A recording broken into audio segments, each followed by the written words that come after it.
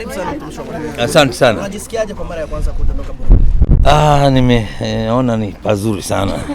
Nimeanga ni nzuri. Nimejaribu kutoka angani, nimeona jinsi mito ya baraka ambazo ziko hapa katika nchi yenu ya Burundi. Na bado hujatembezwa, mapokezi umechukuliaje?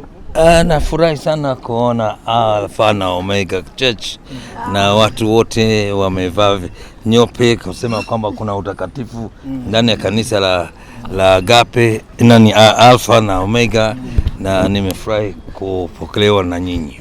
Mimi labda kama bahati nimepewa kama mtangazaji, najua kama ni mtumishi wa Mungu lakini pia tajiri, lakini wanaotufuatilia kwa television mbalimbali tujue tunaongea na nani.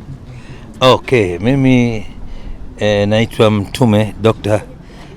Vernon Fernandes, na huyu hapa ni kijana wangu, ni mke wangu moja, anaitwa Senior Pastor Dr. Vernon Fernandes. Sisi ni waanzilishi wa kwanza wa kituo cha TV katika Tanzania cha Kikristo ya kwanza Tanzania, na tuliweza kuweka vituo 12 kule Tanzania. Baadaye tukaingia kwenye mambo ya digitali, na sisi tulipewa license ya kwanza kupeleka injili kwa njia ya satellite na sehemu nyingi za Afrika, nchi ya 54 za Afrika. Na hapo sisi tunaamini kwamba Yesu hakuja na tunaamini Yesu hakuja kufa tu na kutuacha sisi kama tutakwenda mbinguni.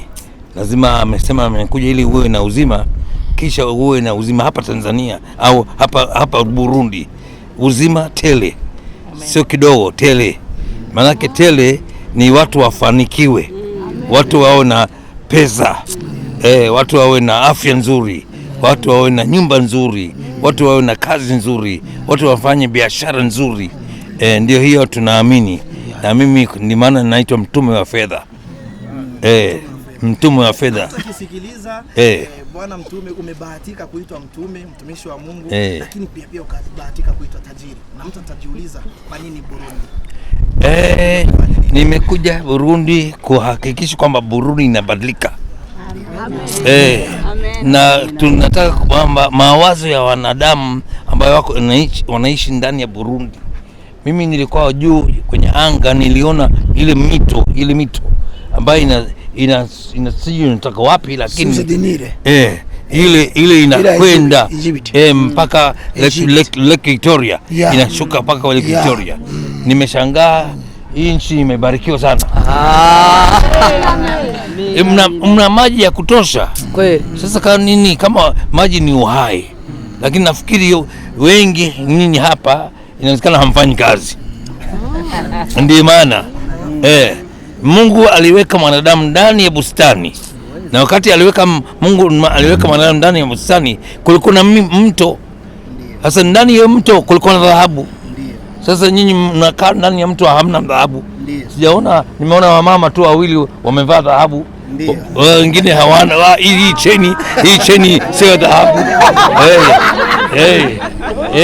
Lakini nimekuja kufundisha jinsi ya kufanikiwa. Na niko tayari kuambia watu siri. Mimi nimetoka katika nyumba ya maskini. Nilikuwa naomba barabarani, lakini Mungu ameniwekezesha kutoka katika haya fikra kwamba tutegemee mtu mwingine, lakini kuna Mungu ambaye yupo, tunaweza kumtegemea na anaweza kutufanikisha. Umeweza kutembea katika nchi nyingi tofauti, ila kwa sasa upo ndani ya Burundi, katika nchi ya amani yenye upendo. Umeweza kupokelewa na Alpha and Omega Church Burundi. Kwako kwanza vipi? Warundi wa kutarajia kitu gani kipya kama special kutoka kwako? Well, kwa sababu wamefungua moyo wa kunipokea. Kama watafungua mpaka nitakapomaliza Jumapili, maisha ya watu yatabadilika. Kama ni uponyaji, watapata uponyaji. Kama ni kupata ufunuo, watapata ufunuo. Na rais mwenyewe atabarikiwa. Mimi sikukanyaga tu kwa sababu ya kukanyaga. Nimekanyaga kwa sababu najua Mungu amenituma. Na akinituma kwa kusudi ya kwanza kuondoa roho ya umaskini. Lazima mawazo ya wanadamu ibadilike. Kila mmoja wetu inawezekana kwamba anaweza kuwa mtajiri. Na mimi nataka kwamba hii kesho msikose kuja. Alafu Jumamosi tutakuwa na wafanya biashara.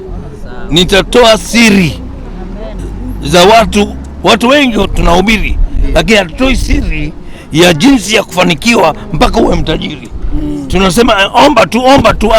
Mimi nitakufundisha, sio kuomba tu, lakini fanya hiki na kile na kile. Na nimekuja na mtoto wangu pia ambaye ni mtajiri. Alifanya kazi na Bill Gates, lakini ameacha kazi kule Bill Gates, akaja karudi Tanzania akaanza biashara yake. Jumamosi utamkuta hapa. Tumepata nafasi ya kukusikiliza sauti, lakini bi mkubwa hatujapata nafasi. Sio bi mkubwa. Huyu ni mdogo, ni mtoto. Bado ni kijana, umeona alivyo. Tunataka tupe nafasi asalimie Warundi basi. Ni dokta. Asalimia Warundi mkirundi basi. Amahoro Warundi. Mahoro sijui. Mimi najua tu. Bwana Yesu asifiwe.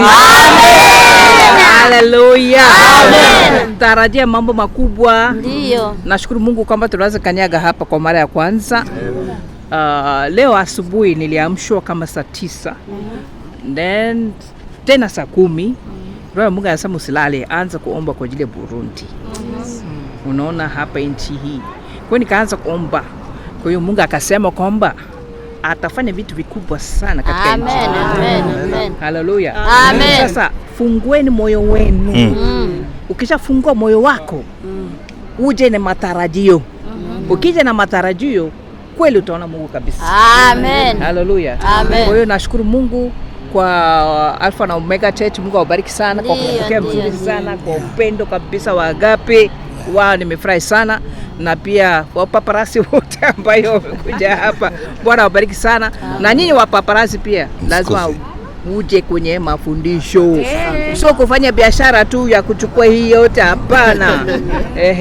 Uje kanisani kusali upate baraka zako. Kwa sababu kama wewe umekuja kwa kuchukua video hapa, ni sio kama umekuja kuchukua video kwa biashara tu, lakini Mungu anakusudi na wewe. Hallelujah. Amen. Kwa hapa Burundi, hapa Bujumbura, Burundi, whatever, the whole country of Burundi. I'm telling you this. All people here are diamonds. Watu wote hapa ni almasi. Hallelujah. Na swali langu la kwanza linakwenda kwako daktari. Kwa siku ya tarehe 24 nakwenda kukutana na kina mama wafanya biashara, business women. Kwa nini kuanza na hao? Kuna ujumbe gani huko? Ni asubuhi Ijumaa ni business women au no? Jumamosi? Jumamosi ni business, mnachanganya hapo. Business conference ni 25 Jumamosi. Jumamosi. Ijumaa ni wa kina mama. Anakutana na wafanya biashara. Tufanye kwa ujumla. Okay. Raia mdogo atakutana nanyi vipi? Aje atakuja kuitwa businessmen ama business women? Kwanza kabisa, business yako kwanza kabisa ni roho za watu. So mara nyingi ukisema business woman wanategemea tu kufanya kuuza bidhaa, kuuza almasi, dhahabu, wanaanza kuwa businessmen au business woman. Ndio jamani. Business ya kwanza kabisa ni roho za watu. Umesikia? Kama wewe sio businessman au woman ya roho za watu, manake asante. Umejibu. Umesikia? The first business should be soul winning business. You understand me? If there's no soul winning, you can do whatever you want, you can get whatever money you can, but I'm telling you this, don't be deceived. Jesus is coming soon. He's going to ask each and every one of us. Exactly. He said what? Mind my business till I come. Do my business. Do my business till I come back. Yes, he said it. Do my business till I come back. So we have to do God's business first before we come back. Siri zote zingine nitatoa wapi? Ijumaa. Nikiongea maneno mengi hapo, ujumbe umeisha. Nasema? Acha nikupe karibu, vingine tutavikuta huko. Asante sana. Asante sana. Kama mtaenjoy watawatembeza mikeke nini migebuka. Migebuka ipo hapa.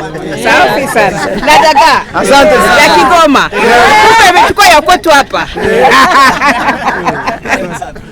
Asante. Asante. Tunawashukuru sana. Asante sana.